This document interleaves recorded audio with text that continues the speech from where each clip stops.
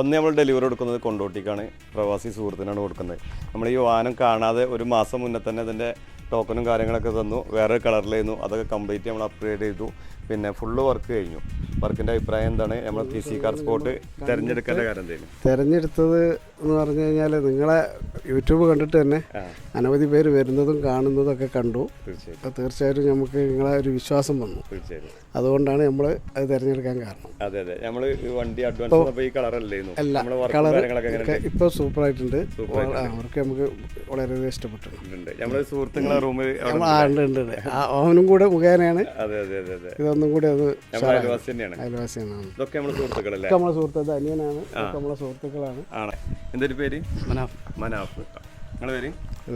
റഫീഖ്, ബഷീർ, ഉണ്ണി, ഷബീൽ ഒക്കെ നാട്ടിൽ തന്നെ, അടുത്ത് തന്നെയാണല്ലേ?